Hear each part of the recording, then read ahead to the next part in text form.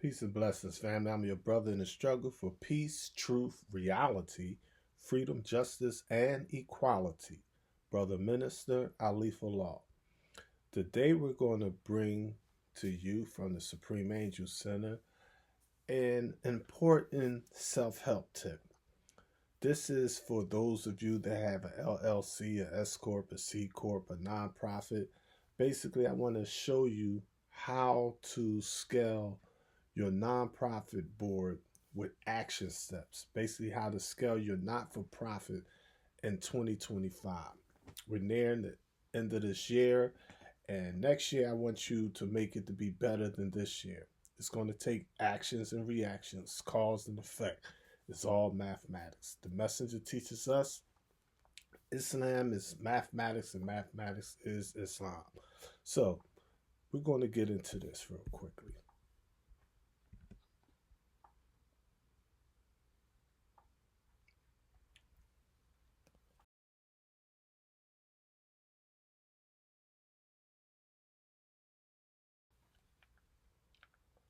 For those of you that may be new to our channel, please go on YouTube to hashtag NOI Report 2241. That's at NOIREPORT 2241. Make sure you click that subscribers button and make sure you share this with your friends. Let's go.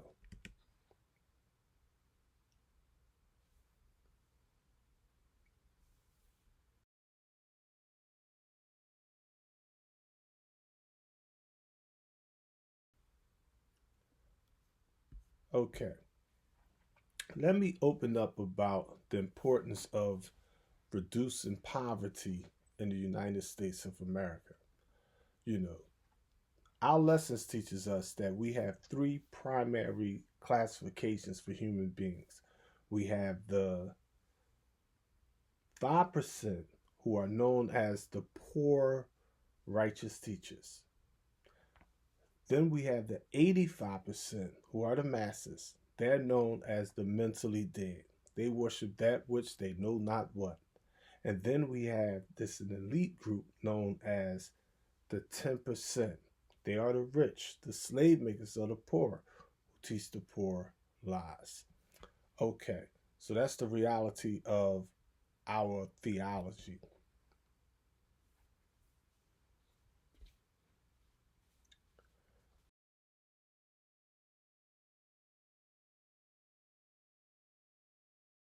The purpose of a nonprofit, I wouldn't care if it was a so called religious or spiritual or conscious organization, if it was educational, if your thing was to study the sciences of life, or just helping in homelessness. Maybe you want to stop diseases, maybe prevent wars, save the wells, what have you, save the planet, go green.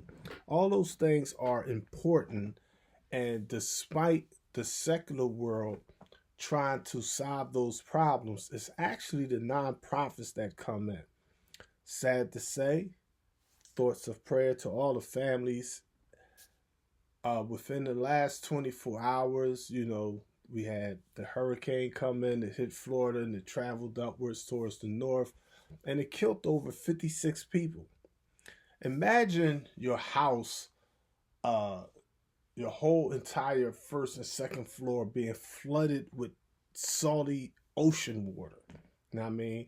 And it's in the month of September. So that means that when the water passes, all this humid heat comes in to your home and produces black mold all over the place, messes up your carpet, your floors, your couches, all that stuff got to get thrown in the trash. Now, I mean, you don't have air conditioning, your phone, the trees didn't fell, so there's no electricity. You know, um, the reality of God forbid, I have a mother-in-law that's elderly, and you have a situation where elderly people need their medical equipment to make sure it properly works. So if you don't have a stored up generator or something of that nature there, the consequences is just off the top of your head. You know what I mean? So I feel for all the people that's suffering inside of this hurricane. You know what I mean? And sad to say, it's nothing new with that. For the past 6,000 years, all over the planet Earth, people have been suffering. Slavery suffered in death, invasions, colonizations, imperialism, whatever nomenclature you want to use. But the 10% rich have been enslaving people all over the planet Earth for over 6,000 years, family. Now, I mean, so one of the benefits, one of the good things, one of the highlights, one of the positives on that law of polarity. You're always going to have your negative, but there's always a positive. There's always something wrong, but there's always something right. There's always something weak, but there's always something strong. There's always a bad side, but there's always a good side. Pros and cons. This is the law of the dichotomy of our entire universe, covering 230 quintillion, 640 quadrillion miles. We just simply have, on a micro level, protons are positive charges and electrons are negative charges. And we have 85% neutrons are neutral charges. It's the same thing with our ideas. We have good ideas. We have bad ideas. We have neutral ideas. Sometimes we do good. Sometimes we do bad. Sometimes we don't do nothing. That's just the cosmology of how life, death works. It's just the reality of this thing. I mean, so the beauty of a 501c3 IRS recognized nonprofit is that it helps reduce poverty. For example, I'm out here in Chester County. We do all kind of charitable work out here, but people in Chester County, they'll be like, yes, we have wealthy, we have middle class, we have poor people, we have black people, we have white people, we have Mexican people, old people, young people, whatever. I mean, however, I'm originally from Philadelphia, and it's similar, but the difference is in Philadelphia, you have like the Northeast where the wealthy live. Then you have, say, North Philly, where I grew up, where it was not so wealthy. You have South Philly, you have West Philly, you have Germantown, if you will, which is technically still North Philly. And the people are more segregated in 2024, but they're segregated according to economics, not race. So one of the unique things that I notice out here in Chester County is that, you got poor white people out here, poor black people out here, poor Mexican people out here. So it's really not a race issue. It's more of a class issue. It's like going down Kensington and Allegheny in Philadelphia. You'll literally see white people strung out on fentanyl or whatever the case may be, it's just hell on earth. Not heaven on earth, it's hell on earth. But the good thing is, with all of the chaos, all of the violence, all of the poverty, these things that are happening are the effects of humanity rejecting God's messenger and God's message and the angels of the law, or the God. From us taking and accepting the negatives and the neutral forces of the universal order of things, we think that the 5%, these minorities, these poor righteous teachers, are not important. They are important, family. They're all important. So, the importance of a board of directors having projects is critical. You may not even know this board of directors. You see, they work behind the scenes. Now, they're not the type to be driving down the street in a Lamborghini, in a Maybach, in a Rolls Royce Phantom, because their mentality is like, why would I buy a $200,000 car when I could take that 200,000 and literally feed thousands of people? I could literally house the homeless. I could help heal the sick. I can help the elders. My thing is like, give me a Toyota, give me a Honda. I mean, I want a car that works. You know what I mean? I got a car that works. You know what I mean? I don't pay a car. I own the car. But give me a little cheap, efficient car. The messenger teaches us in our 12-point program. He says, stop buying expensive cars, fine clothes and shoes before living in a fine home. You see what I'm saying? It's just psychologically, from me coming from the depths of hell and being blessed with a little bit of heaven, I would never feel comfortable buying a Rolls Royce or something of that nature, driving down Lincoln Highway in Coatesville and driving past a brother and sister that's sleeping under a tarp, laying on the ground. Now, I mean, somebody that's literally like digging in a physical trash can looking for something to eat. It's like, who does that? Like, come on, is we that vain?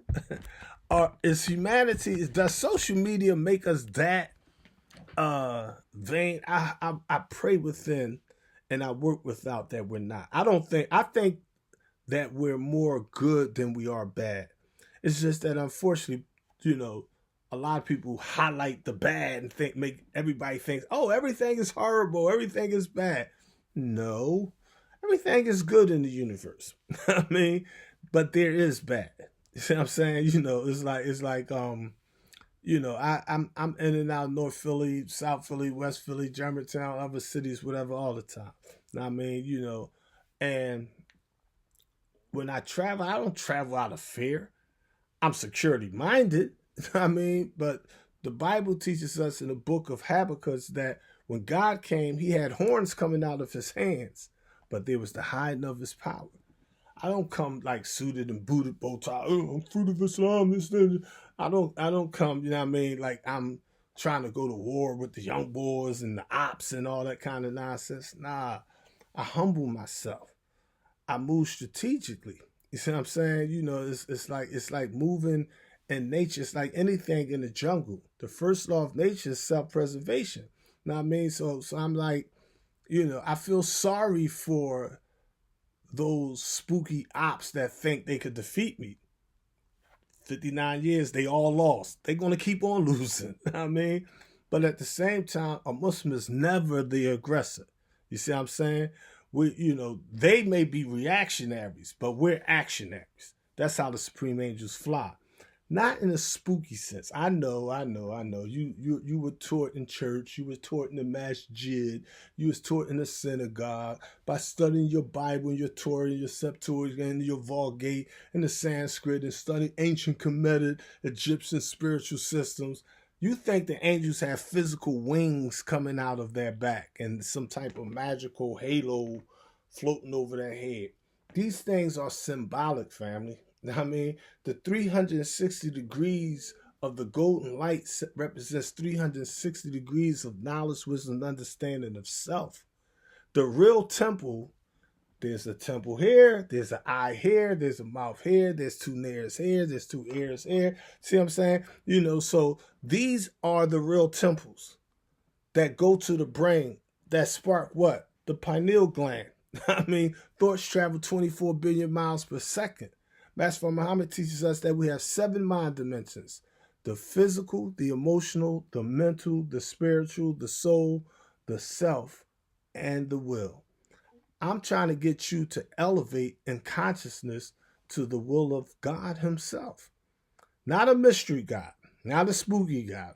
I'm not talking about, I've been a minister for over 40 years. I mean, people be like, well, how's you a minister if you don't have a temple, if you don't have a mosque or a synagogue or a church or a university or a school? Because I am the temple. What did the Bible tell us? Know ye not that ye are the temple of God? You see? What do the Quran teaches us? The whole earth is Allah's masjid or mosque. Now, I mean, every aspect of the planet Earth, covering 57,255,000 square miles of land and 139,685,000 square miles of water, for a total of 196,940,000 square miles, is the home of Allah. We're the original man, the Asiatic black man, the maker, the owner, the cream of the planet Earth, God of the entire universe, covering 238,640 quadrillion miles. Wherever we go on the earth, we're comfortable. We're home. Why? Because the original people are the original people of Mexico, of North America, Central America, the Olmecs, South America, the Mexicans, the Taino Indians of Puerto Rico are the original people, the original people of Australia, India, China, Africa, Arabia. It's all one family. I mean, all of the 7 continents, Asia, Africa, North America, South America, Antarctica, Australia, and even Europe was all one huge connected piece of land at one time, some 66 trillion years ago, according to the messenger's message in this age of mess. You see? And so that's how I move. That's how I think. That's how I do for self. That's how I DIY. Do it yourself. I don't care what it is. Make it happen. Now, I mean, we don't, the message teaches us, answer your own prayers. Now, I mean, people are so focused on where you're praying.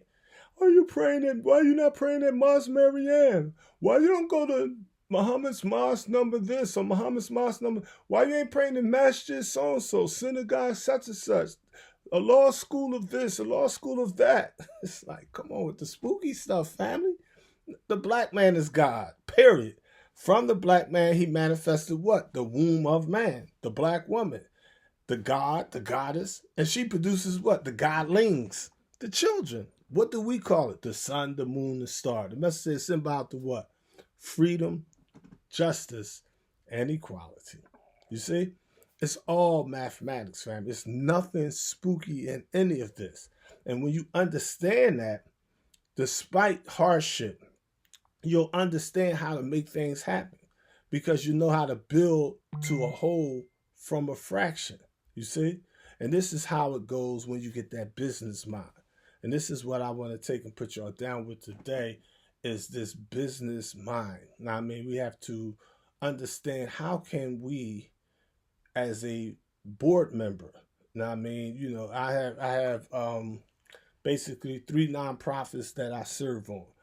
I help other nonprofits. So behind the scenes, they may be nonprofits I personally would have never thought of setting up. They may be organizations that I personally may not be members of, but I'm smart enough to help them to help themselves. So yeah, I'm on the board of members at certain churches. At white folks be like, Ali, come on in. We need you to sit on this board. We'll break you off, but we need you to give us some of that God wisdom. You see? I mean, of fraternal orders. You know what I mean? LLCs, S corps, nonprofits, whatever. Now, I mean, and at the end of the day, the Bible teaches us, where no counsel is, the people fell, but in the multitude of counselors, there is safety. So when they take and get this information, the Department of Supreme Understanding, and I give them a plan of action, and they use the mathematical formula that I lay down before the board of directors, they come up. I ain't going to say sometimes. I'm going to say they come up 100% of the time. Why? Islam is mathematics, and mathematics is Islam.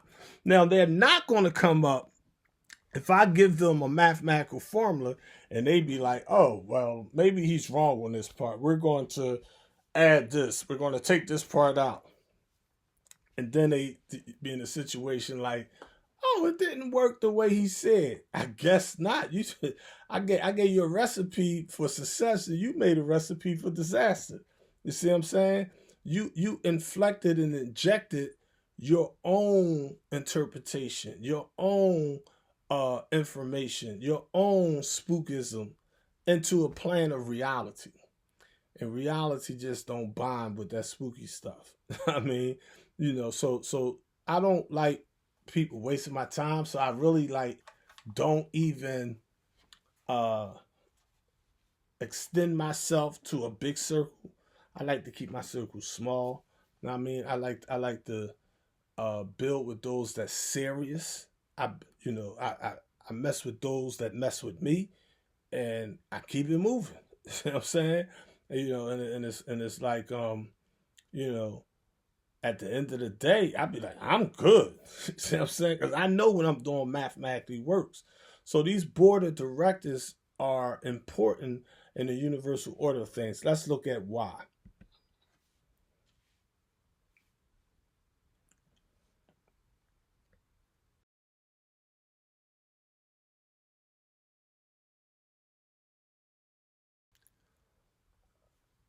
Nonprofits help in homelessness.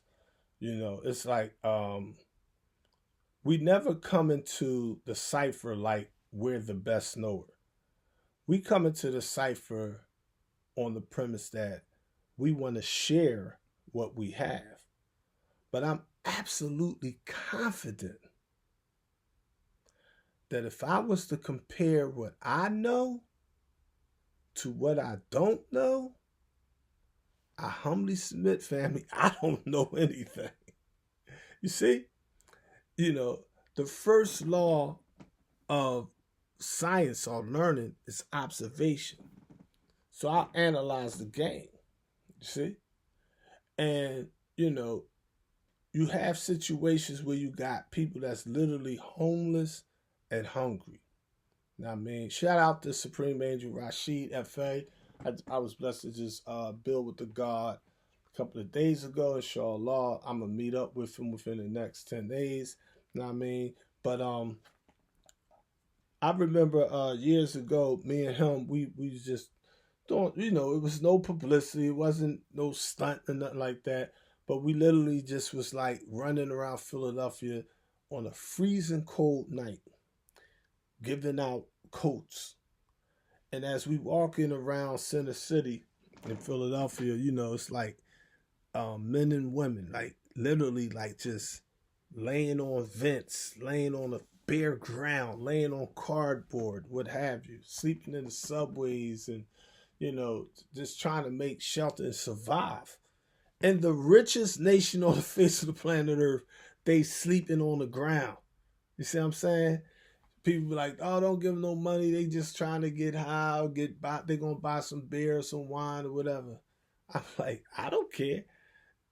I don't have no bunch of money, but if I got something I could do to help them, I'd rather give them a couple of dollars. Like, yo, you know what I mean? Let me see what I can do. You know what I mean? But they was teaching us.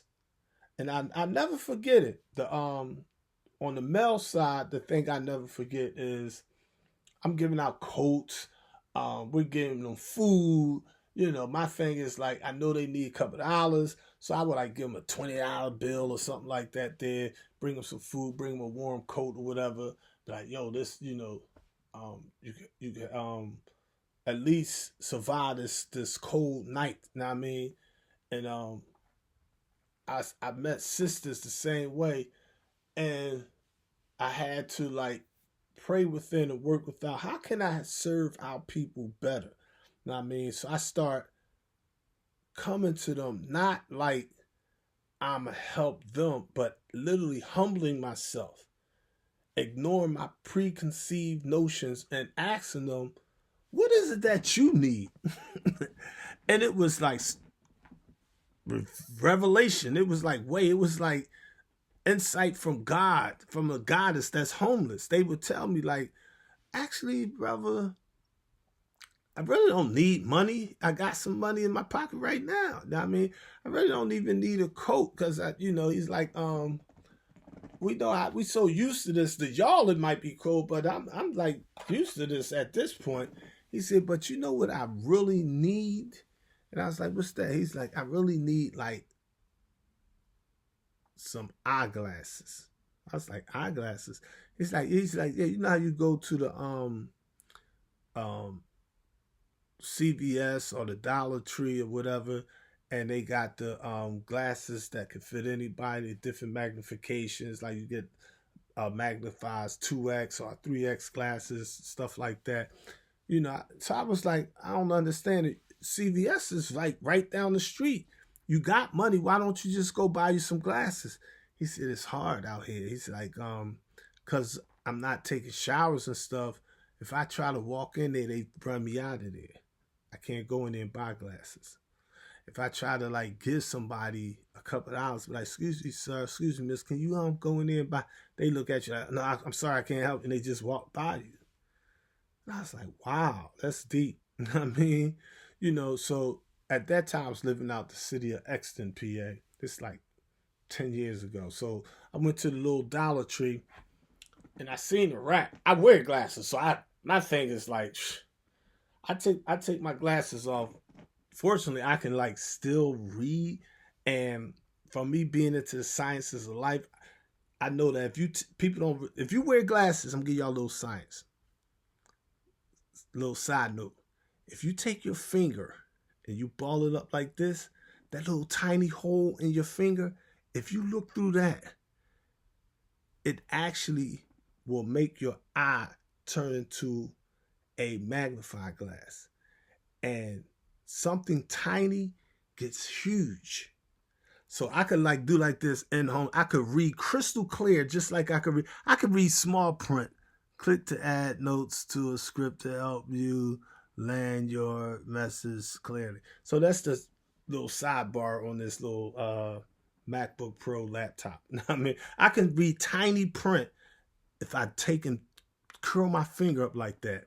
But fortunately, we have glasses. You know what I mean? I got some glasses that help, with my vision. You know what I mean? In the Belly of the Beast, I used to do a lot of reading, family, under the devil's dimmest light. So, stigmatized like Malcolm X, my eyes got messed up. I didn't used to wear glasses. You look at my old pictures, you see I never had glasses on. I had 20/20 vision. But because of the persecution, the trials and tribulations, I had a situation where I had to literally read in darkness down there. You know what I mean? So I messed my eyes up doing that. You know what I mean? But it was a minor sacrifice. I'll give up my eyes. I give an arm, a leg, whatever, in the cause of freedom, justice, equality. Try to help out people to help themselves.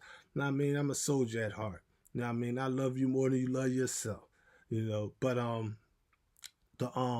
the homeless and hungry, they like things that we don't think about, like eyeglasses, socks, clean underwear. I remember my wife gave me all this stuff to, when I was like, yeah, me and that brother Mr. Nazir, we ready to go downtown tomorrow, and we gonna be like just helping out the homeless, whatever, this and the other. We looking for donations. I got a whole bunch of stuff. I got like all these shoes I don't wear, clothes, whatever. You know what I mean? And she had all this stuff, and stuff she never even used. And some of the stuff I didn't pay too much attention, be honest with you, but it was like all kind of stuff, women's stuff I ain't really pay too much attention to. She's like, look, you can give out all these stuff. It's like women's stuff can be expensive. Like as a male, I wouldn't really pay too much attention, but then you'd be like, yo, this stuff is kind of expensive. But the thing is like the homeless sisters, I'm giving them mirrors and makeup and bras and brand new panties and shoes and dresses and coats or whatever. And I'll never forget it. This pretty black sister, beautiful queen. She started crying. I was like, "What's the matter, sis?" She's like, oh, "I'm just overwhelmed right now." I was like, "Cause what?" She's like, "Make sure you tell your wife I said thank you." I was like, "Thank you for what?" She's like, "I've been out here, people always trying to give me money and food and coffee, whatever, clothes, whatever."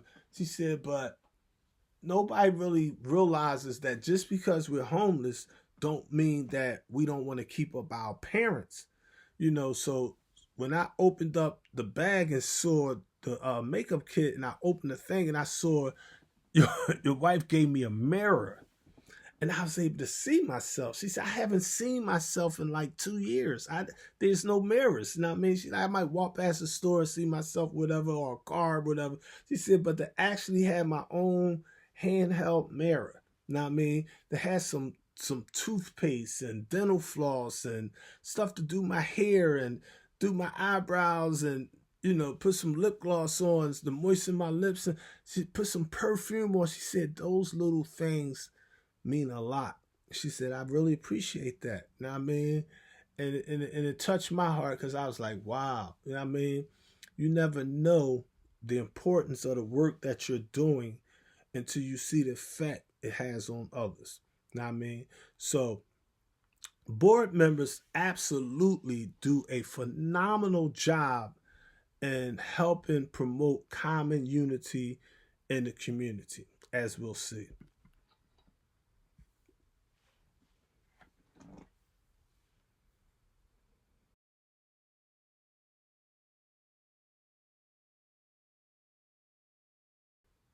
Common unity in the community.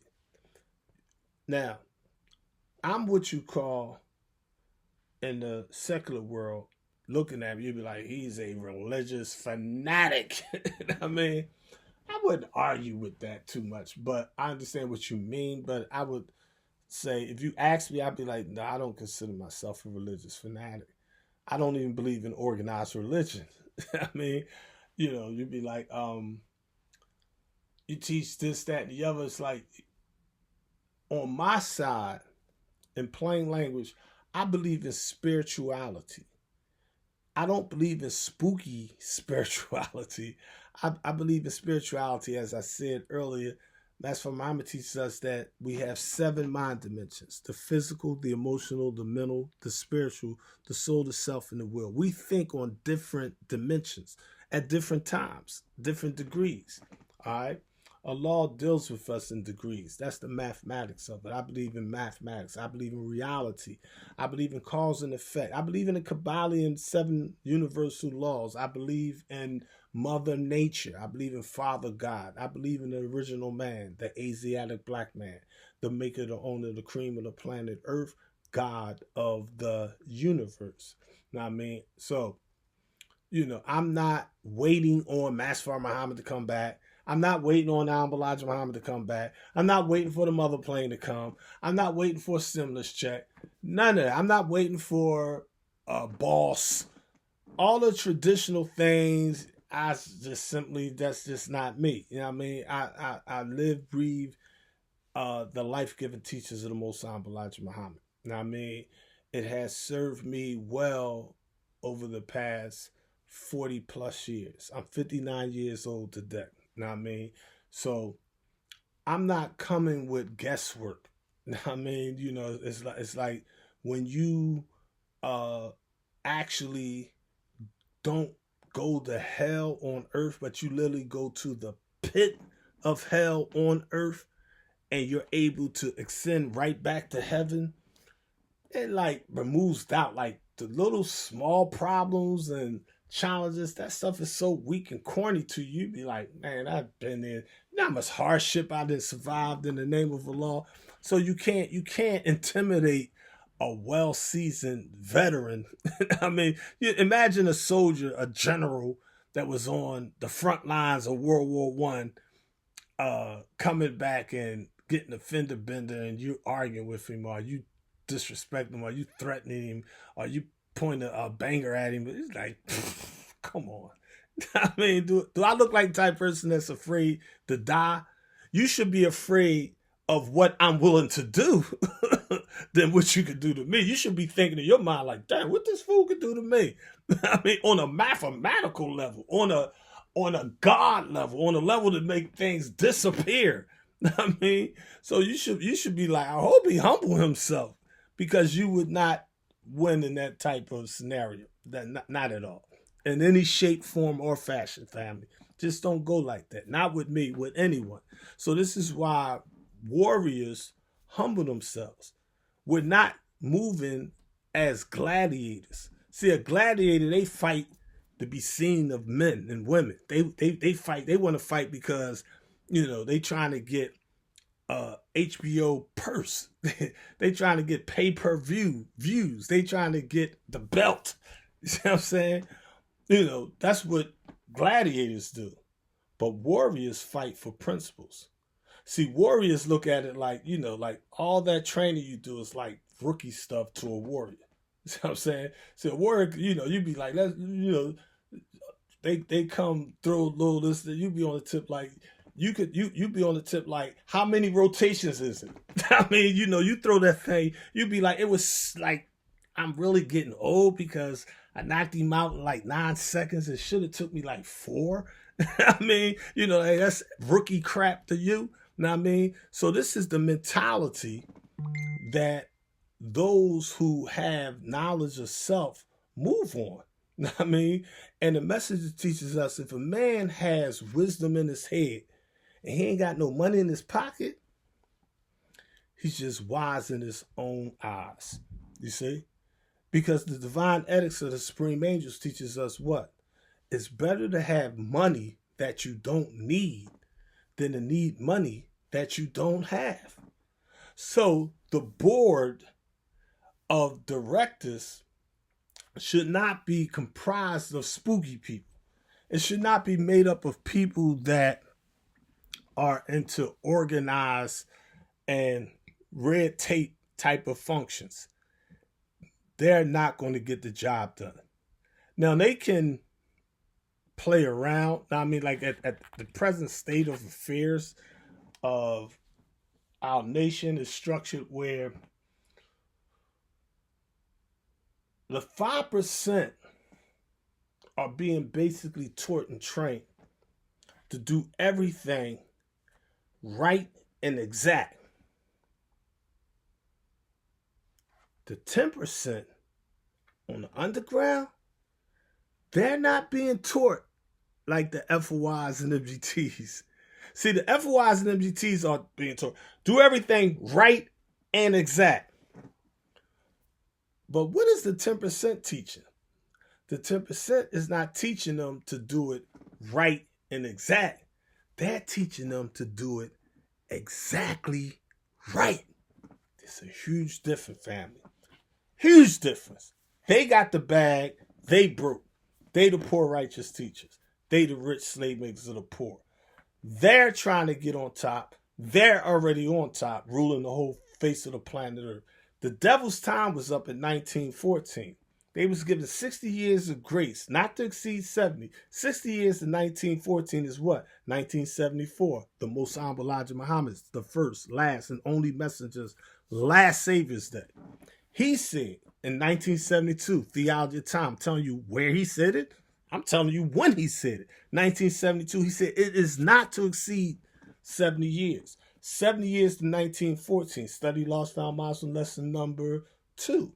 1914 is the expiration of the devil's civilization.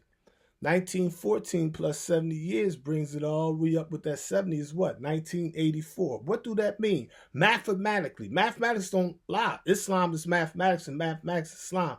January the 1st, 1985. The devil's time was up. What happened on January the 1st, 1985? I physically was there. We sparked the Supreme Angels. And we explained to the Supreme Angels on January the 1st, 1985, all this technology that you see going on right now. Now, there's future technology that hasn't happened yet. Dealing with credit cards, the housing market, the devil's final trick, the she-devil. It's a lot of stuff that's going to happen in the future. It's a lot of stuff that's in motion, Sodom and Gomorrah and all, that's letting us know, like, okay, the 24 scientists' prophecies are all wise, right, and exact. Everything that's happening is based on mathematics, cause and effect. You know what I mean? So we don't fear. We don't grieve. You know what I mean? We're living in a world of 1,000% dissatisfaction. I'm not just talking about all the chaos with Israel and the Palestinians, with Russia and America economics, the borders, the election year, all that is part and parcel of a collective. It's all designed to bring in a new world order. Everything. What you mean, Ali, by everything? You mean most things? No, I don't mean most things. Everything that we have today will not be in that new world family. Nothing of the old world will be in the new world. You Christians, pick up that Bible, read the Revelation, chapter 21. Now, I mean, nothing of the old world.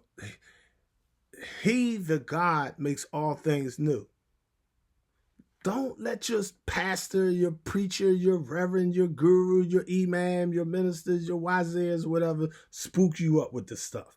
I know all y'all go to church and masjid, and y'all go to Jumu'ah and to the temple, and you know y'all manually still selling papers and all this stuff. Like in a digital world, you're still like 30 to 100 years behind times. Know what I mean?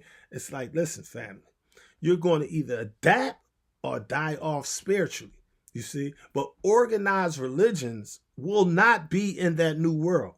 There will be no mystery God in the new world order. Know what I mean? I know you think the 10% rich slave makers of the poor is going to rule that. No. The 5%, the poor righteous teachers, are going to rule that new world order. You see? And it's going to be a beautiful world. But before we get there on this side, we got to get rid of racism, sexism, classism, spookism, all the isms that's on this side. We got to bring about this thing where it's like, I'm just use this hypothetically since we're on the subject. Notice how they're talking about the border, for example. And think about this for a minute. America is trying to keep Mexicans from crossing the border. But historically, the people that originally were here allowed the Europeans, Spaniards, and English, and Dutch, and Portuguese, and all of them to come into their land, to come across their borders. And the invaders, the colonizers, if you will, we ain't going to use the T word because, you know, social media is controlled by people that's like, you know what I mean, you got to be careful what you say on here because I'm in somebody else's house. So I got to respect that house. I'm on someone else's platform. I got to respect that platform. So I want to take advantage of this platform and be like, okay, at least I can reach the people. You see? See, you got organized ministers that got beautiful churches, beautiful temples, beautiful masjids. You see what I'm saying? And they do their lectures, whatever, and they reach 200, 1,000. It's like I'm on the tip, like from the underground. I mean, without a mic, without a masjid, without a temple, without a newspaper, I'm sparking over 400,000 of y'all right now. I mean, so it's like you gotta analyze, stepanize, and scrutinize the pros and cons of the struggle. Know what I mean? So, you know, you got to put on your camouflage sometimes. Just be like, all right, let me humble myself and just come in. Now, I mean, like on a Clark Kent tip, I ain't going, you know, fly in the sun like Superman. I'm just come in on a Clark Kent, just put my little glasses on just to make sure I could reach out people. Know what I mean? So, you know, we have to move strategically in this thing. Know what I mean? But the beauty of it is we have to promote common unity in the community. So as a board member, one of the main things, especially for nonprofits, is that you get your paperwork in order. Like a lot of people don't realize, like, I'm just using a hypothetical, what I see with different clients. One of the problems is a client may start a nonprofit in Philadelphia, for example, and then 5 years later, they move to Delaware. or they start a nonprofit in North Philly. And, they get a couple dollars and they move out their apartment. They get a house in West Philly. Now, the nonprofit is registered with the IRS as a 501c3 at the apartment's address. And the state paperwork is registered at the apartment's address. But when they go get government contracts, when they try to get in-kind donations, when they try to get grants, it's done in the house address. It's not congruent. The algorithm of AI, artificial intelligence, in this day and time, it sees all, it knows all. So it's like these are two different companies. They're not looking at the employee identification number or the EIN number. They're not looking at your social security. They're looking at, the computer sees two different addresses here. So we're going to have to deny this application. We're going to have to ignore this grant. We're going to have to ignore this contract right here. And you losing money. You messing money up. You see what I'm saying? You missing the bag because your mathematics ain't in order. You moving spooky. You want to come out with your bow tie all on, sitting on front row some posts. You got your headpiece all on, your garbs all on. So, you coming up in the 10% world talking about Assalamu alaikum. They ain't trying to hear that. I mean, it's like, yo, nah, sis, I know MGT. I mean, beautiful sister, cute sister. I'm like, listen, how much money you making right now doing that? And her formal, organized religion, she wasn't making no paper. All right, listen. Let's modify your mathematics. Now, I mean, I want you to put on your military fatigues. Not literally, but symbolically. Now, I mean, put on something modest, but take off that keymark, take off that headpiece, now I mean, and go in that office in that power suit, now I mean, and manifest your goddess power. And she come out there with the bag like this. Ministers, I got that. That's what I'm talking about. Now, I mean, we jump in the car and peel off. Now, I mean, we know how to make it happen. So it's nothing spooky in any of this. But what's hindering all of us, most of us, is our spooky interpretation of our haki or reality in which we live. But there's nothing spooky at all, family. Let's look at the board's obligation to the IRS board.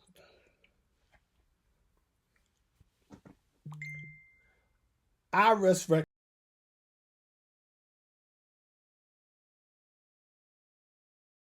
recognized 501c3. Now, this is one of the greatest misnomers I see amongst many gods and goddesses. They look at it like, oh, I don't mess with that because the devil going to limit what you do. And it's like, yo, under my 501c3, I wrote the book. Is the devil still the devil? On the cover in color is white piranha fish and blackfish. I mean, like, duh.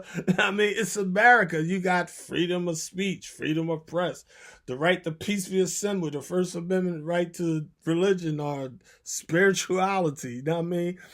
So it's like, it's a lot of misnomers out there. When we raise our don't know to the level of knowledge, it shows our ignorance. The Messenger told us, the message of the black man in America in 1965. In fact, let me see if I've got this old message to the black man on the side here. I ain't gonna get my new one. Let me see if I can find something real quick for the family.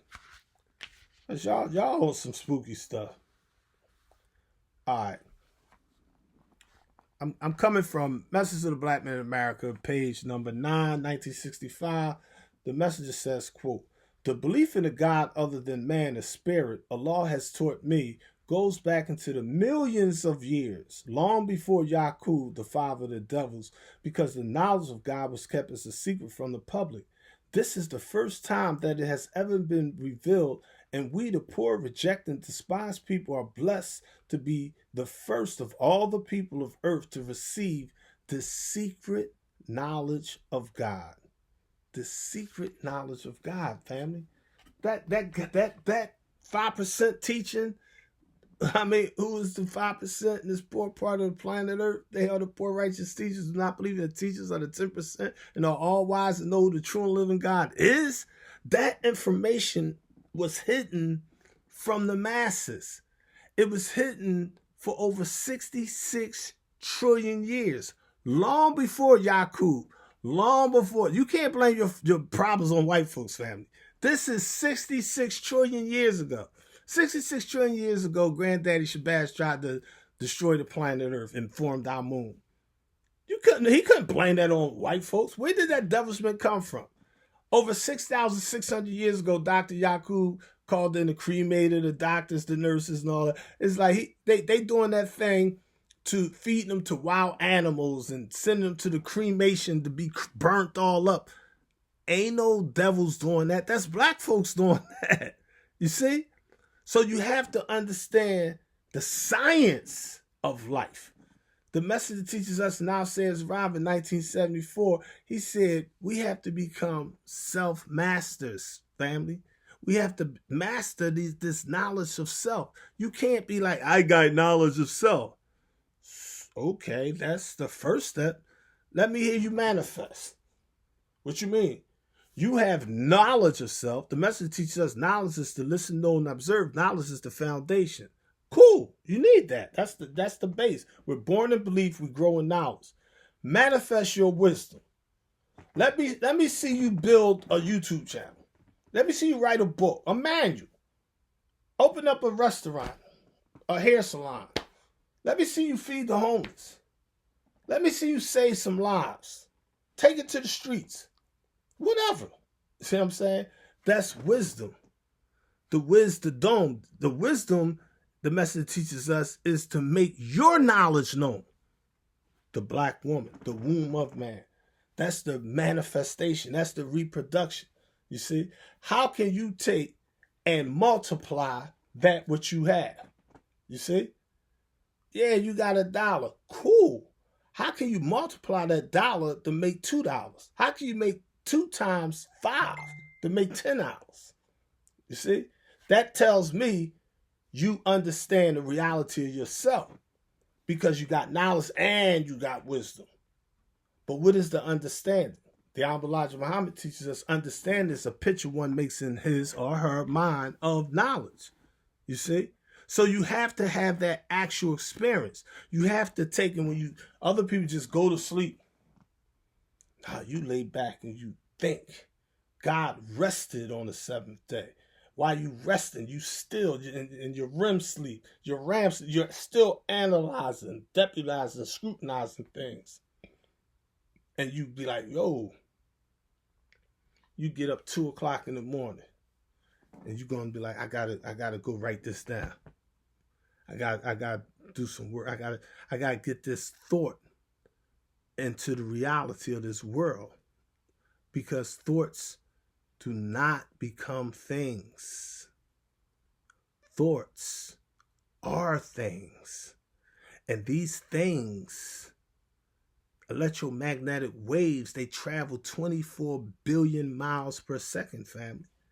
There is no mystery God or goddess or godling.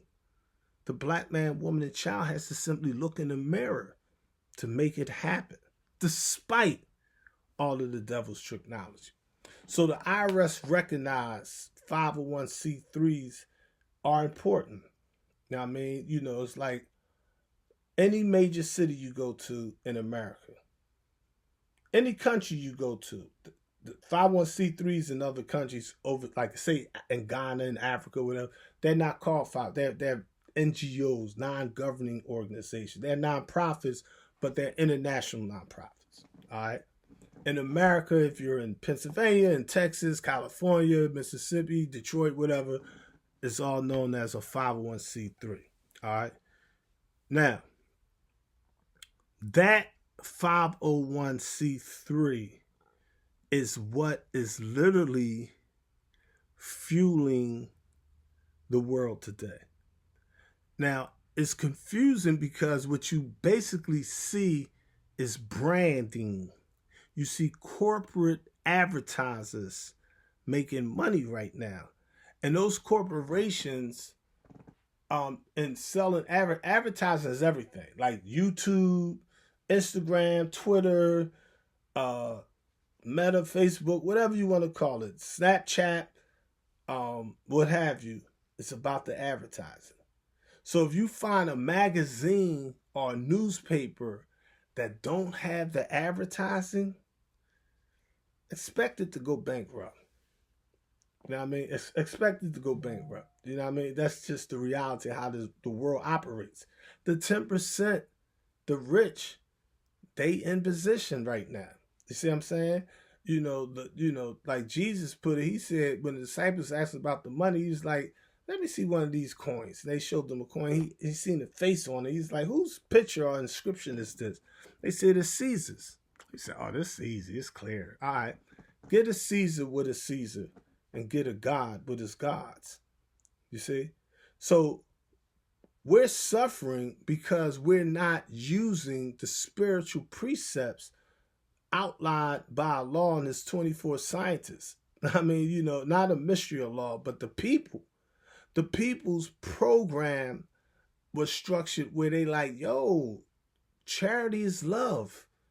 Now, I mean, Melchizedek is like, yo, 10% tithes.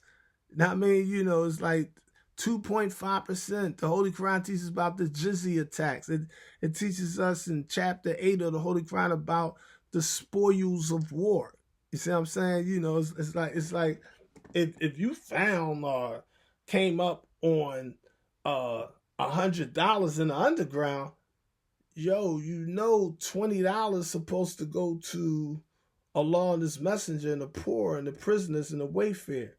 But because we lost that reality of self, that spiritual economic program to do for self, you got each one of these little individual financial fiefdoms trying to do for self. And we spinning our wheels like a hamster and everybody broke. Like crabs in a barrel. Black crabs in a barrel in the black barrel. Now, I mean, soon as this brother started to come, they pull him down. You see what I'm saying? They reactionaries instead of actionaries. If the devil against them, they against them. Be like, yo, you was just with me 5 years, 10 years, 50 years. Soon as Satan come against them, I'm with you, Satan. Let's tear him down. You see what I'm saying? And it's like a law of this message, like, yo, like, y'all waging war against the law and this message and angels of God? All right, we're going to treat all y'all like devils. I mean, put on paying no mind list. See what I'm saying? Show and prove. We're going to make it happen regardless of whom or what. You know what I mean? So this is how this thing go. And people underestimate and doubt the truth. And they underestimate and doubt that ignorance. They think they really know this stuff. They really think that their level of ignorance is equal to the Department of Supreme Wisdom of the Supreme Law God who came in the person of the Master Fard Muhammad, to whom all praises are due forever, and his first, last, and only messenger, the most honorable Elijah Muhammad. And it's not. And it's going to show and prove that it's not. You see? So this IRS 501c3, get that status, fam. I keep telling people this because I know the devil. The devil going to be like, yo, at least waking these jokers up to this game. We're going to have to change this because they starting to wake up to this. And I mean, and it's like, it's like, it puts you in a position where you be like, you don't pay taxes. Your business don't pay no taxes. You be like, okay, I got a car. You don't pay for the car. Okay, I got a $500,000 house. You don't pay for your house. Okay, I got all this food in the refrigerator. The food came from in-kind donations. You don't pay for your food. You don't pay for your electric. You don't pay for your Wi-Fi. Like, but I just got the newest phone. You don't pay for your phone. It's a science. You know what I'm saying? You could come from the pit of hell. You ain't like, I ain't got no money. It's like, what did the 24 scientists say? Seek and ye shall find. Knock and it shall be open unto you. Ask and it shall be given. You may not have that faith in that teaching. I got faith in that teaching. I know that works. That's how I live my life.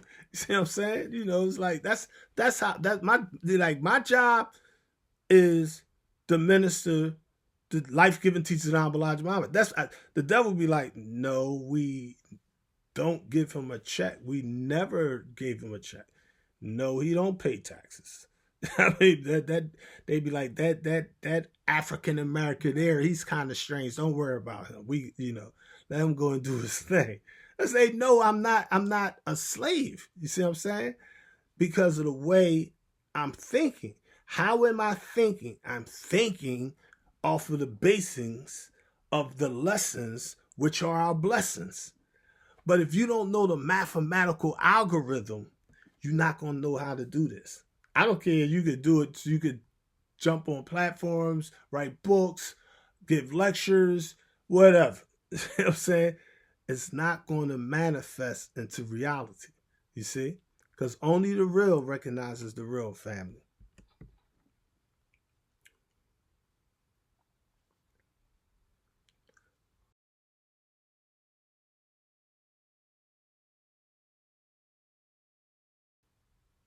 Over $1 trillion a year. All this, all this pseudoscience that brothers and sisters talking about in that little small houses, small temples, small masjids, small schools, small universities, dead end jobs, low paychecks or whatever. It's because they don't understand that nonprofits are technically in 2024 considered not for profits. See, that's a legal terminology. Not for profit. Not for profit is a nonprofit, but the legal name is not a nonprofit. The legal name is a not for profit. Why? Because not for profits make profits. The Red Cross make billions of dollars. SEPTA is a not for profit. Temple University, all them college students pay tuition. All of the Temple is a not for profit. Jefferson Hospital, not for profit. The $1 billion Shriners Hospital on Erie Avenue in Philadelphia, not for profit. The Boy Scouts of America, the Girl Scouts, not for profit. Your church, not for profit. Your synagogue, not for profit. Your masjid, not for profit. Your mosque, not for profit. The Final Call Islam, not for profit. Masjid Allah, not for profit. The Atheist Organization, not for profit. The Republican Political Action PAC, not for profit. The Democratic Action PAC, not for profit. The Gay, Lesbian, Transgender, not for profit. Black Lives Matter, not for profit. Y'all don't understand the world we live in. I'm trying to put y'all down with this thing. You see what I'm saying? It's a $1 trillion business current going underneath your feet, and you're not able to tap into it because you caught up in your little box of organized religion. You know what I mean? It's like, yo, I'm telling you, family, you know what I mean? We got to get out that mentality.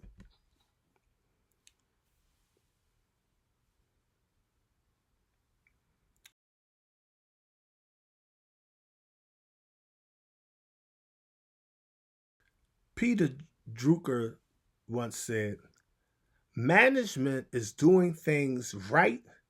Leadership is doing the right things.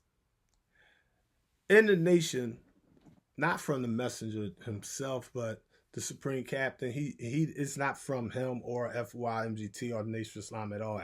It's actually from the U.S. military Air Force or Air Corps newsletter. But it basically explained there's a difference between a boss and a leader. Sarah, I'm a boss. You know what I mean? You know, we hear the song, I'm a boss, I'm a boss. You know what I mean? It's like, no, you don't want to be a boss. You want to be a leader. You see? But people are so spooky, they don't understand what a real leader is. They think a leader is someone that leads the masses. No, family.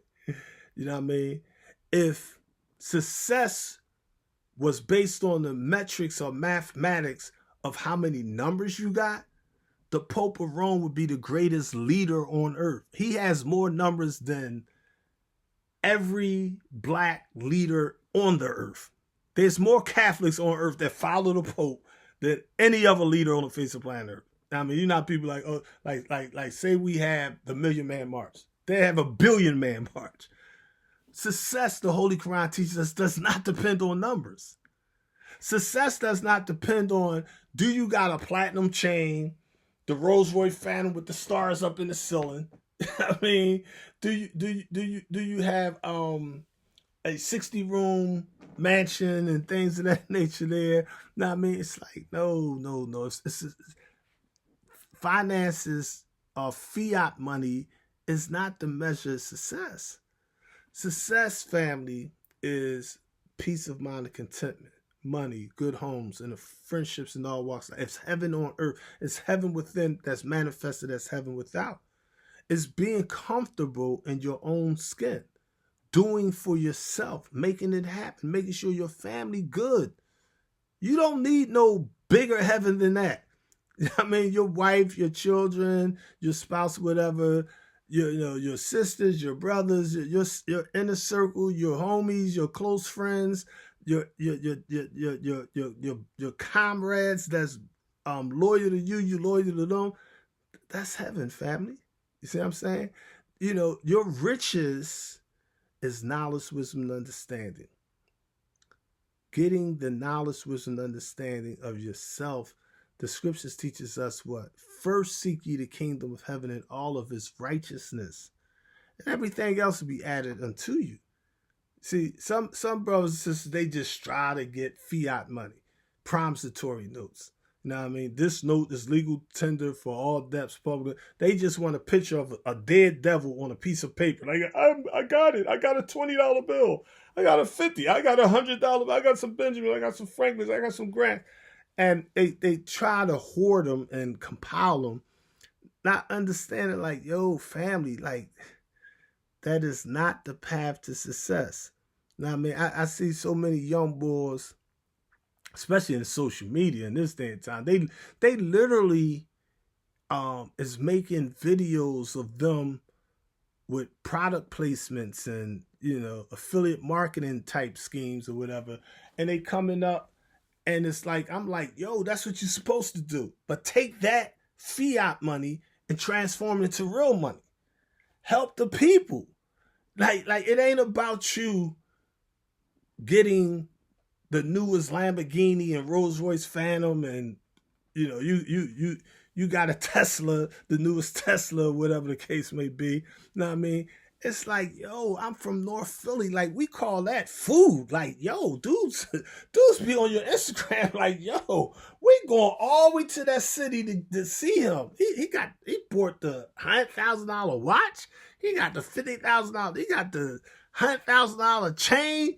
It's like, yo, you got wolves out there in the real hood that like they could sniff blood.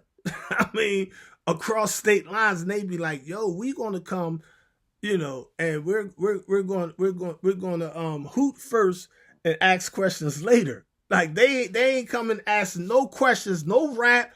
It's like, it's you tripping. Like, yo, no. The game don't go like that, family. You know what I mean? You thinking it's sweet. Like, no, it's not that sweet out there. Not with the haves and the have-nots. Not with the 10% and the 5%. You see what I'm saying? It's like, the rich and the poor, it sets up a dichotomy. That's a social, genetic, universal phenomenon. Let's take it from the macro to the micro. If you take and you took and you was to send a electron going around the cipher, and you was to add a proton in there, and they was zooming at each other, and they mathematically was coming towards each other, and next thing you know, the proton and the electron touched. The the matter transforms into antimatter. Meaning what? It never happens in our universe. It never happens. Like you let the poor clash with the rich, a whole new thing happens, family. You see what I'm saying? This is not capitalism, socialism, communism. No, all them isms are new isms. You see what I'm saying? We psychologically think that we're always going to have a bartering system. Money is a medium of exchange. No, family. In the beginning, we didn't use that type of science, that type of sociology. Now, we didn't use gold. Like a lot of people like, oh, don't get physical money, get in debt, and get credit cards, get real estate, and get gold and get diamonds. No, get oil and all these. Get pork, get beef, get fruit, get sugar, get honey. And it's like anything could be a medium of exchange. You see what I'm saying? That's just the reality of the world in which we live. But you got to understand universal laws. Universal laws is survival of the fittest. You see? Only the strong survive. The first law of nature is self-preservation, family. Now, you got your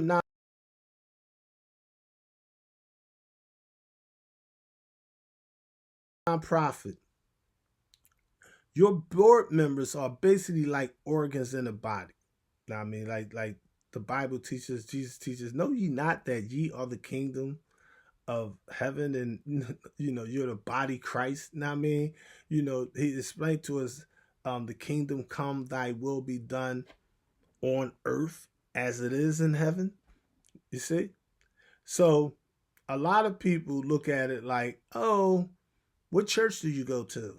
Well, what masjid do you follow? Farrakhan? Do you follow Salas Muhammad? Are you a 5%er? Are you Pan-African? Are you atheist? Is you from North Philly? Is you from West Philly? Is you from the Bronx? Is you from Harlem? You Crip? You Blood? You see what I'm saying? This how the Jacob's law of divide and conquer is spread all over the planet Earth amongst everybody. You go to Hawaii, Australia, Italy, Rome, everywhere on Earth, you're going to see Jacob's law of divide and conquer controlling all of the masses of the people. 85% of us. And it's sad, but that's just the reality of it. But Jesus is trying to explain to us that we have to do our part. We have to stay in our lane. Like, if the heart is trying to see like the eyes, if the mouthpiece is trying to think like the brain, if my feet, instead of walking, is trying to hear, listen like the ears, like, let the hands do the job of the hand. Don't let the hands be the backbone to hold up the body. Like, everybody do that part, and we on. We up. We alive. You see? It's only when the body Christ, the body crystals, the body of crushers is not doing that job that they can't crush the 10% rich slave makers of the poor who teach the poor lies. You see? So your board members, you can't have, and I've been on different boards. I'm on different boards to this day. And what happens is you'll have people be like, well, she was in college for this. So her mentality is, since I got this degree, ain't nobody on this board could tell me nothing. These fools is really not as smart as me. And she may be absolutely correct. But if she was born and raised in the suburbs and you got a nonprofit dealing with issues in the hood, it's like, this sister that never went to college, this sister used to be a crackhead back in the day. She was a stripper back in the day. She was on welfare. She got 3 different baby daddies. But she's 400% smarter than this college kid over here, this girl that got this degree on the wall. This sister just intuitively, instinctively would know how to deal with problems in the hood. So you got to know how to put the right people in the right place to do the right things, family. You see? Righteousness is not some spooky stuff. It's just simply doing the right thing. And you got too many spooky people in religion. That's why I don't go to church. I don't go to the temple. I do not go to masjid service. I do not go to the mosque. I do not go to the schools. I do not go to the universities. I do not go to the Masonic lodges. I do not go to the atheists. I do not go to the rallies. I do not march. None of that. I mean, it's like, yo, y'all, I love you, respect you, support you in your thing, but it's like, we have to see God and Goddess and godly in the mirror today, family. That's the reality.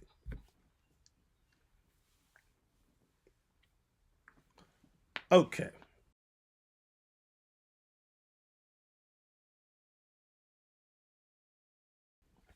Now, this is one of the big problems, especially among so called African Americans. We think that the solution to our collective people's problems are going to come from one leader, some black man, some black woman. Spooky. No, family. Listen, I can't do it. You can't do it. She can't do it. They can't do it. We can do it. You see?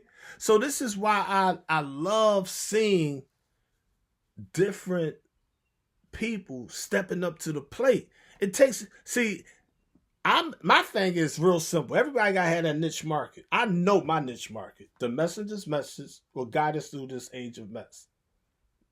It's on that side, on that camera. The most humble Elijah Muhammad. All right? But I could sit down with the Sunni brothers and sisters. I can sit down with the Christians. I can sit down with white people, politicians, business people, whatever. You see what I'm saying? Educators, content creators, whatever. Advertisers, all that's in it. You know what I mean? To be a functional board of directors, the people on that board must humble themselves and realize that you can't have a bunch of Indians trying to be the chief. You can't have everybody in the kitchen trying to cook the food. It's like, yo, at the end of the day, you're going to need a central singularity. You're going to need a CEO, a chief executive officer. In spiritual parlance, you need a captain. I mean, like cap means head, tain means whole. The captain is the head of the whole, like the Capitol of Washington, D.C. is, you know what I mean, where the executive branch operates from. You see what I'm saying? The captain of the Fruit of Islam or the captain of the Muslim Girls in Training is the head of the whole of the military. One is a single, two is a pair and a single makes three, which is a trio. A trio and a pair equals five, which is a squad. Two squads make 10, which is a section. 5 sections equals 50, which is a platoon. This is how you psychologically not just build a physical military, but an economical military, family. You see? A political military, an educational military, a familiar military. You see? It's a science to it. But at the end of the day, what usually happens, and I've experienced this for decades, what happens is there's so much envy and jealousy amongst our people, so much mistrust amongst our people. Everybody wants to be the head. Everybody wants to be the wazir, the minister, the prime minister. You see what I'm saying? And when a body has 2 brains, 7 brains, 4 hearts, 6 eyes, 3 ears, 2 mouths, it's like things just get so chaotic. You know what I mean? You know, you have to literally, if you're smart, you have to literally be like, yo, they tripping. Let me fall back. I'm a distance myself from that. I'm gonna go ahead, as the Holy Quran teaches us, say, ye disbelievers, I worship not that which ye worship, nor do you worship Hua, he who I worship, nor do I want to worship that which you worship, nor do you want to worship Hua, him who I worship.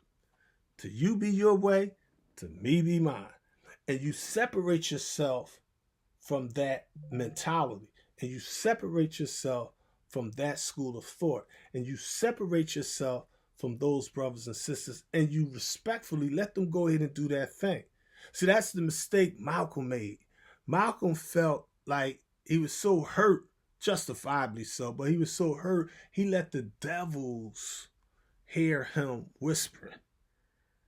And the Holy Quran teaches us, beware the whispering of the jinn. See, they get in your head. They be like, yeah, you know they said this, you know they slandered, they said this, and that divide and that's Yaqub law of divide and conquer. You got to be like, yo, I'm not gonna listen to COINTELPRO. I'm not listening to the whispering of Slinkerdale. I'm not gonna let the devil separate Malcolm from the messenger.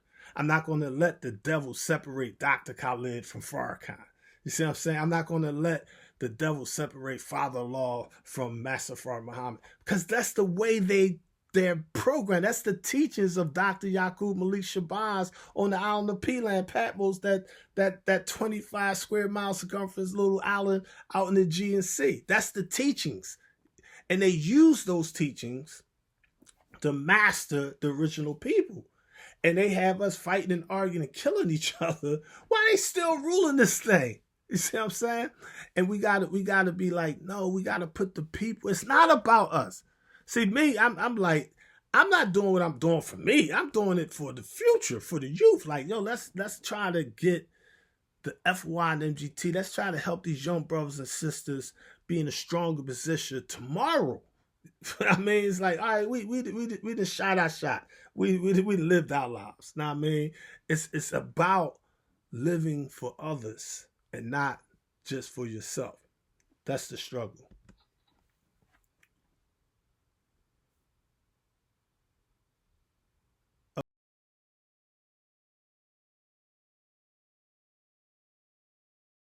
Okay, your board of directors should have a mission and purpose.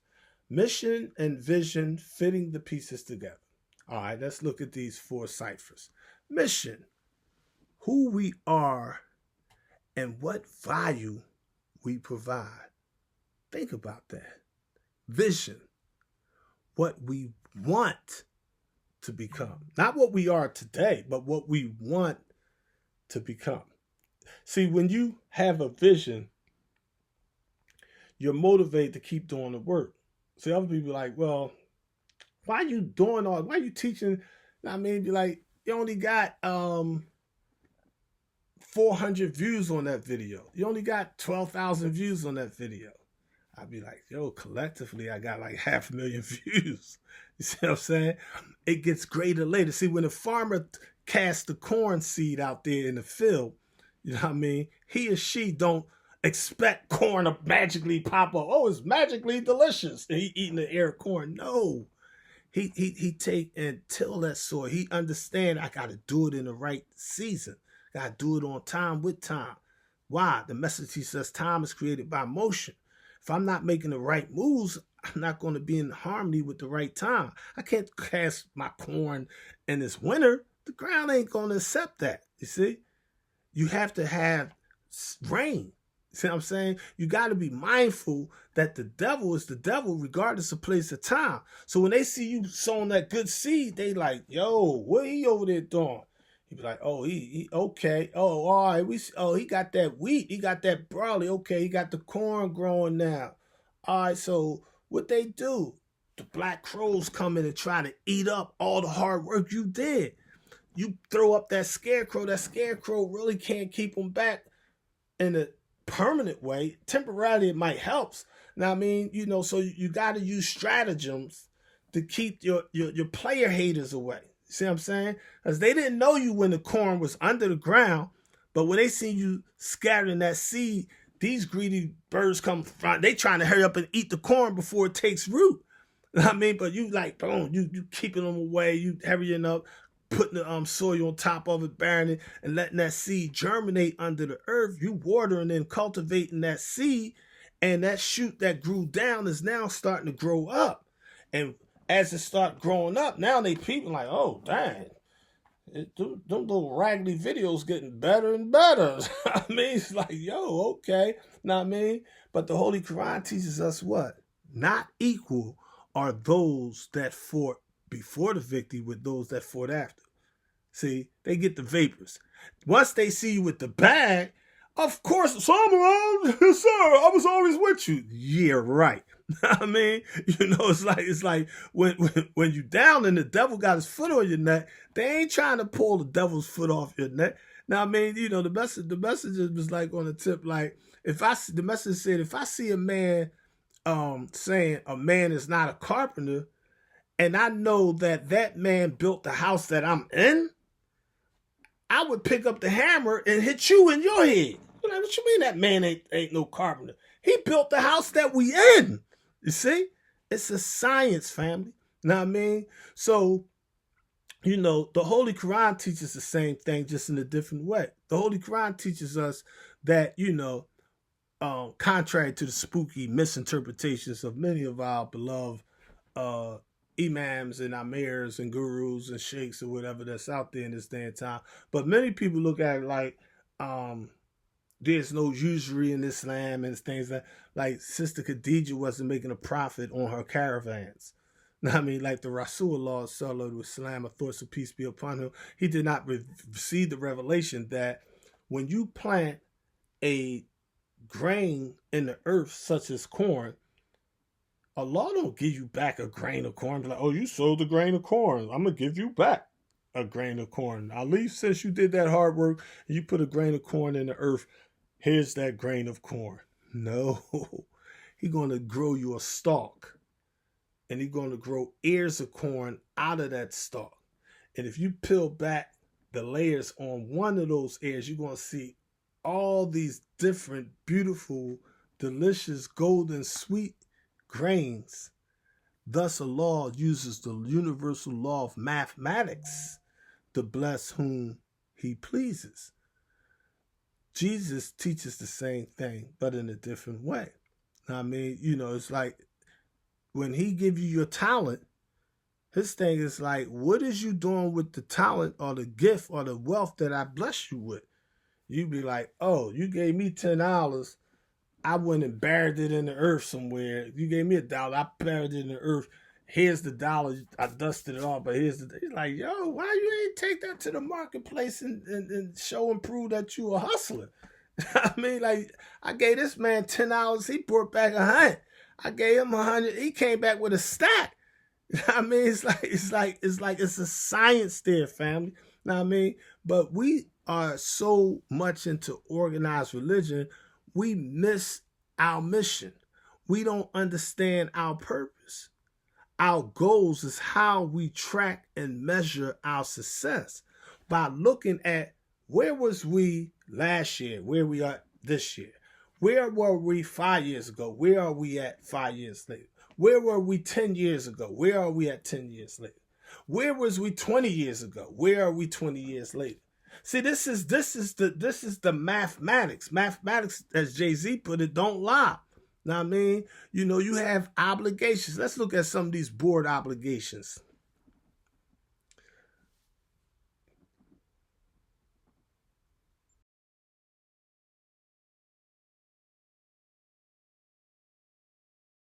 This is the fiduciary responsibilities of directors and officers. The duty of obedience. Shut up and do whatever the leader tells you to do. Point number 1. Shut up and do what the brain tells you to do. 2, duty of care. 3, duty of loyalty. Be loyal to those that's loyal to you, family. It's a science there.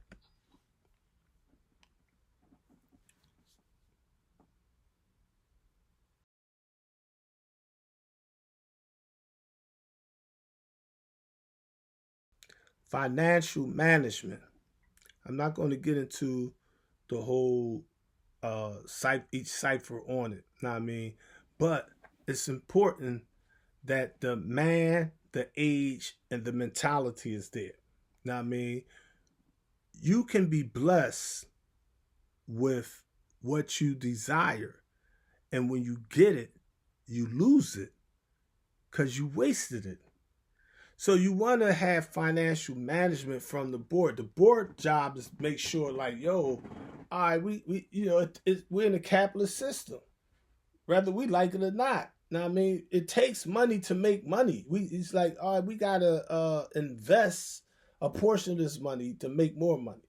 Let's diversify our portfolio. I mean, let's go into some other areas. Now, I mean, that don't mean opening up a Shabazz restaurant, a steak and take, or whatever.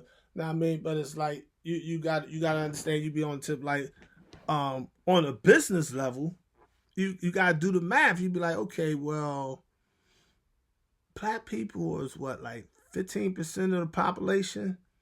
So if some spooky way we was able to get 100% of American blacks on board, we still would be broke because black people is only 15% of the population. If you compare the black dollar to the white dollars, like, black people ain't got no money. I mean, so it's spooky of us not to hustle in other hoods. It's like Chinese people's like, we going to come from China. We taking late railroad track. We open up a Chinese restaurant in North Philly, South Philly, West Philly, Chinatown, Los Angeles, New York, California, Miami, Atlanta, wherever y'all at. Because they smart. Jews to say, they like, oh, we going to get real estate all over the place. Don't be like hating the players, hate the game. You know what I'm saying? So that, that's capitalism, family. That's the corporate world. See what I'm saying? Now we're behind because America got rich in like 100 years because of free slavery. No taxation, no compensation, no employee benefits. You know how much money you would make with tobacco and cotton and all that kind of stuff if you ain't got to pay the people? And now that you accumulated all this generational wealth and you're passing it down from generation to generation. This big house was passed down. This huge tract of land was passed down to the grandchildren, and they passed it down to that. It's like, of course, they're going to. The issue is not to compare yourself to anybody. The goal is not to try to catch up to white people, to compare ourselves to anybody. No. Compete with yourself. Compare yourself to yourself. You see? If last month you had $1,000 on that credit card, you know what I mean? If last month you had $100 in your pocket, and this month you got $5,000 on that credit card, and this month you got $500 in your pocket, you'd be like, man, I made 400% profit. Where somebody else could have $2 billion and only make 13%. You see? So don't worry about what other people doing. Do you? Strategic planning.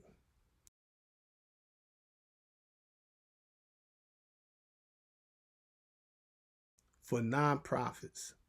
Strategic planning for nonprofits have different ciphers. You got your goals, you got your fundraising, you got your objectives, you got the tactics, your stakeholders. Okay, so it's important that you have strategic planning. You want to have a vision. You always want to look at yourself and look at what you're doing and try to analyze, deputize, scrutinize.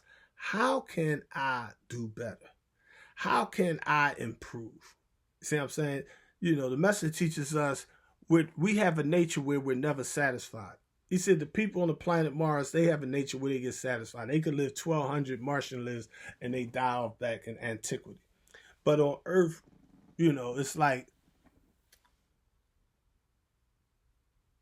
God thinks about things, but things don't think about God. Let me say that again. God thinks about things, but things don't think about God. There's a science there, family.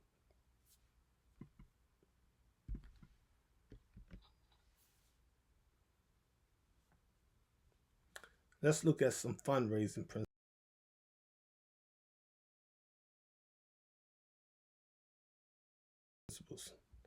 Let's look at a couple of these ciphers. Online fundraising.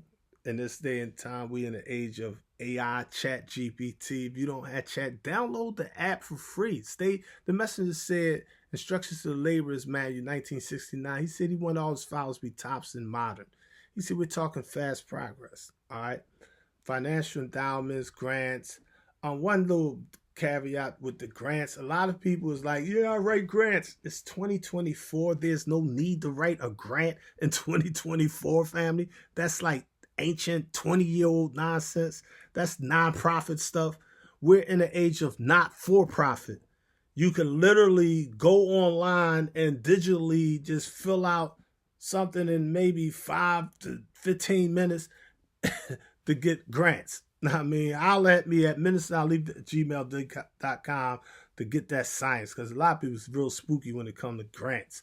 All right, product fundraising, special events, in-kind donations. In-kind donations, I like that on a grassroots level, because in-kind donations is not really money, but it's like, for me, from what I see, it's like in fact, let me grab something real quick to give y'all some idea what I'm talking about. This is not a product placement, but I'm not even gonna get too much into the name like that. But this is just a case of fruit that comes in, if you will. Like, say for example, you got your nonprofit, you make a in-kind template. If you don't have all your templates, make sure y'all check out my website at NOIreport.online. I had a game all over there. I mean, go in and just shop around, look around. You're gonna peep it. I mean, but long story short, you need your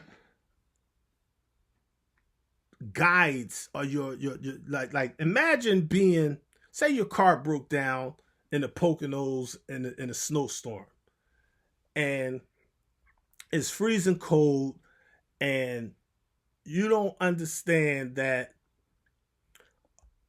artificial materials burn black. Meaning what? Say a spare tire, for example. You put a tire on fire. Say you put something in the tank, got some gas, and you start a little fire, and you put a tire on fire. It's going to send pitch black smoke up in the air, and they could easily come find you and save you in a couple of hours. But if you don't understand that, you're going to die. You're going to freeze out there. See what I'm saying? If you don't understand, pine trees don't die in the winter. Pine cones, you can literally make herbal tea out of that. You can eat tree bark.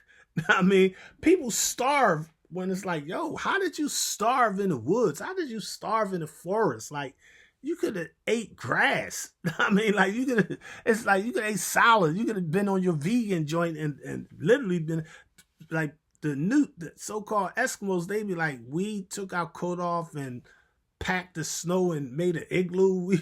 We seen a little piece of rock, and we built a snow wall around that to stop the direct wind from hitting us, and we survived. Like, you gotta know how to survive in the elements, whether you're in a hot desert, understanding how to get water at night, and how the dew forms on different materials and things of that nature there. If you're stuck out in the ocean, you gotta understand how you could tie the bottom of your pants and put some poop up in there and put that in the ocean, and the fish are coming in, and you get the fish, and you get the brain and the eyes, and the brains and the eyes of the fish is where the fresh water is at. It's a science to survive. So people be like, in the same situation, they be like, man, so and so he didn't survive. Brother so and so gone. Like Ali's still here. I mean, it's like, come on, that's rookie stuff. I mean, to a survivalist. I mean, when you have that skill set, it's the same thing in economics. Now, I mean, you be like using this textbook stuff and the pseudo science stuff. Now, that stuff don't work. You know what I mean? But I like in kind donations for the people because every like Friday, every Saturday, we actually go support Jones. Like I'm literally unloading trucks or whatever the case may be. But it's like if you like out here, you could take and get with like Wegmans, Giant Supermarket, whatever. Know what I mean? And what they think be like, look, we got all this bread that we made. The bread going to expire in like another week. We can't sell. We got to make some fresh stuff. We got all these sandwiches we made.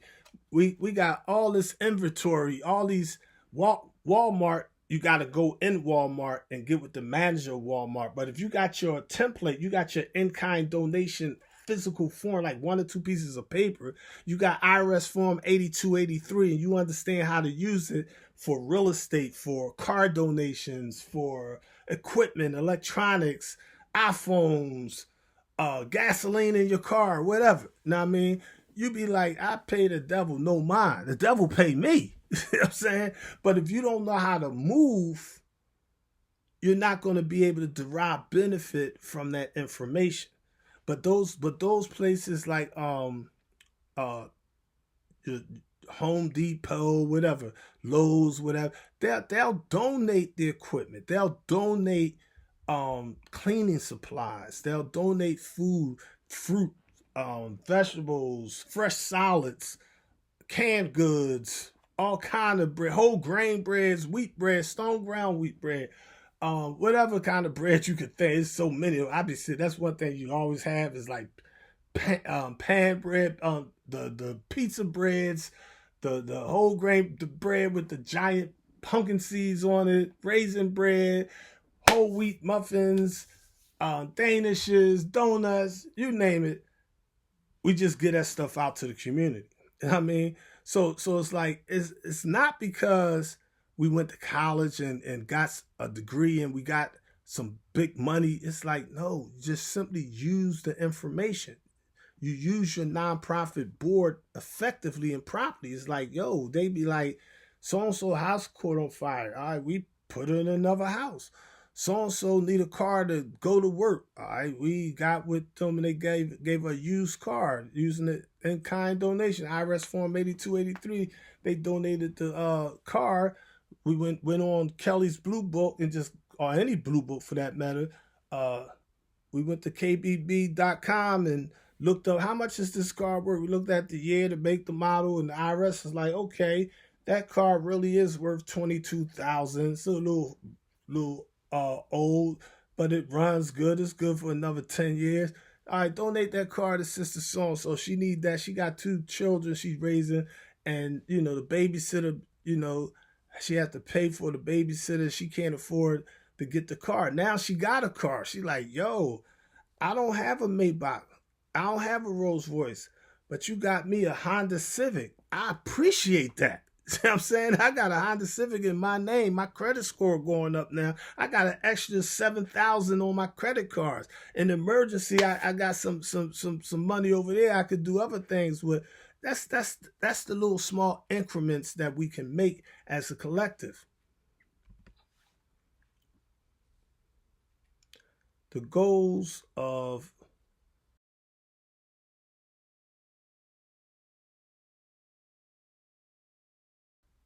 evaluation. You know what I mean? So you want to have an internal evaluation, not just on your nonprofit, but even on yourself. Like, okay, how can I not work harder, but how can I work smarter? How can I achieve my goals and desire? What is I'm trying to do? Everybody has different internal evaluations. I internally evaluate myself because my thing is, I really personally, I'm not the type. I don't really care about money. Um, I'm not into numbers and crowds and getting on other people's platforms. You know, I get DMs and emails for stuff like that, but I'm that's just not me. I mean, I'm more of a pastor than an evangelist. You know what I mean?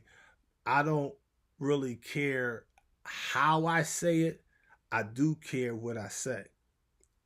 So my focus is to not move you with the inspiration, but to motivate you with the information.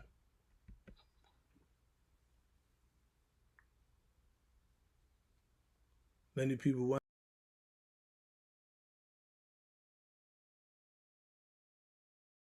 wonder, should you have a small board of directors or a large board of directors? They both have their pros and cons. It's definitely up to you. My recommendation would be take quality over quantity.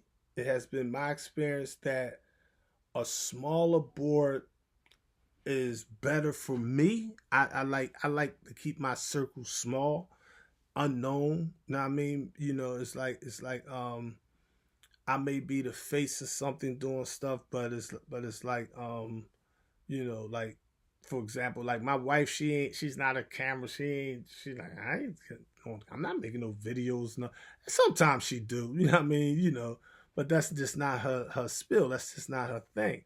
You know what I mean? But she humbly works from behind the scenes, and she knows that we make things happen.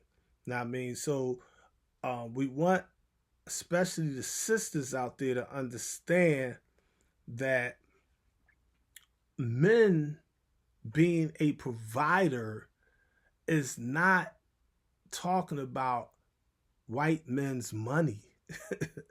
That can be part of it, but being a provider is you maintaining the universe. See, with your God wisdom, you can put physical money in your wife's pocket or pocketbook. You can pay bills. You can put in a beautiful home, put the car in her name. You see what I'm saying? You can fix her credit, make sure she stay healthy, make sure she stays safe. That's value, you see?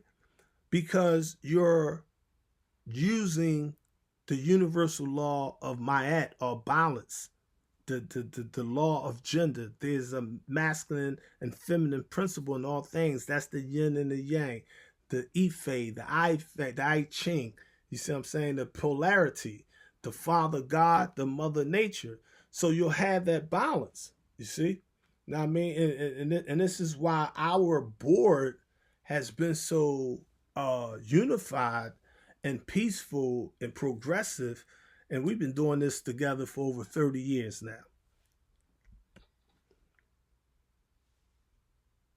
The rise and fall of board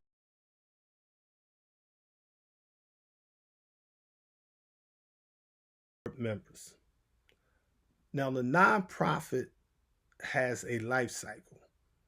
You know, basically, this doesn't mean that every nonprofit is going to fail. It means that as time goes on in your life, no matter what you're doing, no matter what type of organization you're doing. You could be doing organizations internally, nutritionally, financially, politically, on the underground or the above ground. You're going to reach a state of maturity. And once you reach that state of maturity, people get comfortable, people get tired, people get where they like, I don't want to do this no more. So things go into a decline. Now I mean, and when they go into a decline, that's not always a bad thing, because when you reach a situation where a door shut on you, it may open up a window of opportunity. So you'd be like, if I would have been staying there, I would have been still doing the small stuff, stuck. See what I'm saying? But since that transformed, Now I'm over here and I could do this, that, and the other. It's like I'm doing 10,000 times more things over here than I could have ever did in this little small little box over here. See what I'm saying? So you have to have that self leadership we spoke of earlier, that self confidence within yourself. All right. If you have any questions, comments, or suggestions,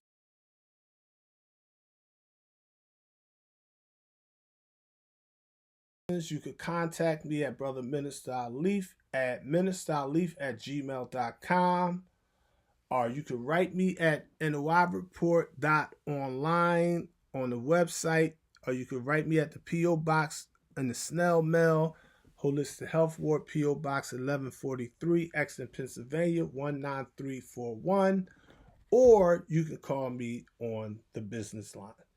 Not my personal line, family. You could call me on my business line.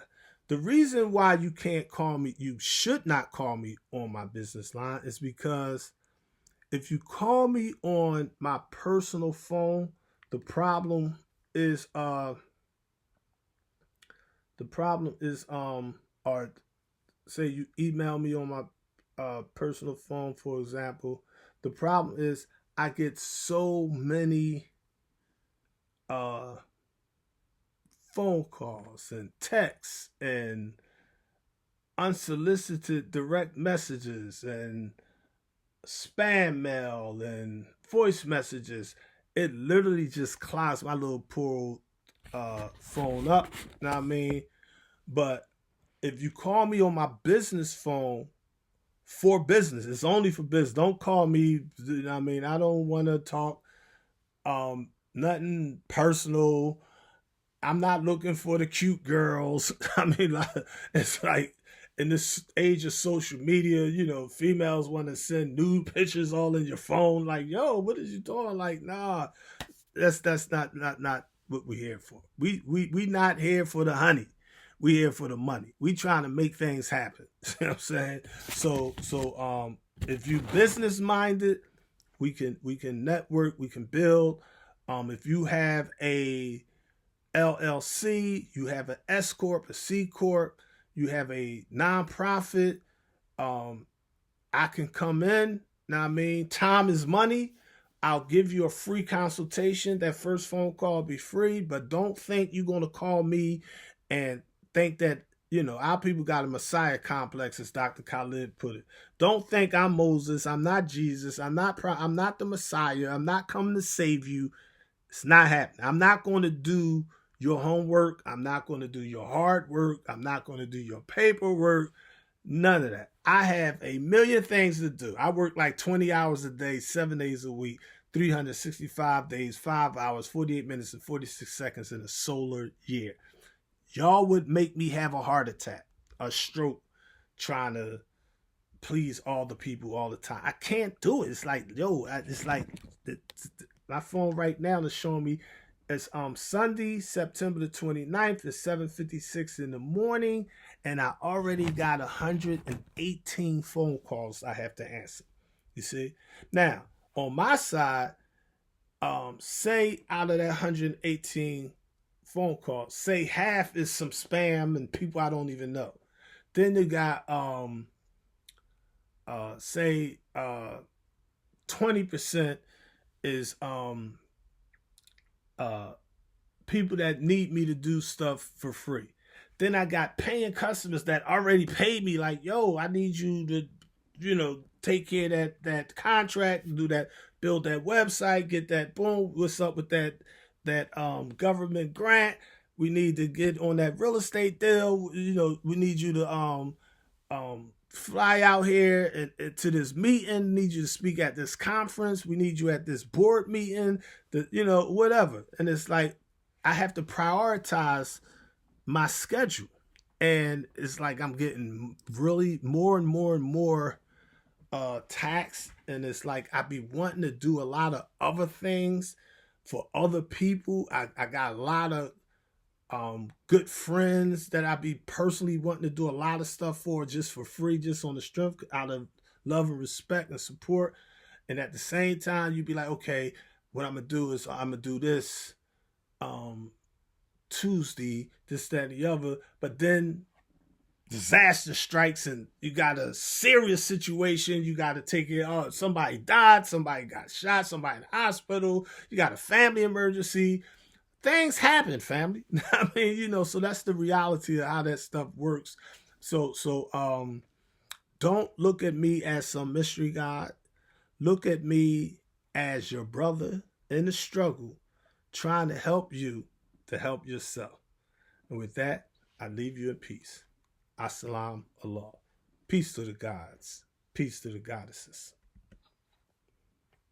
That's a video. Uh-huh. And then, hold on, bring it in here, because we all going, yeah, y'all bring it in. Mama. Where you go?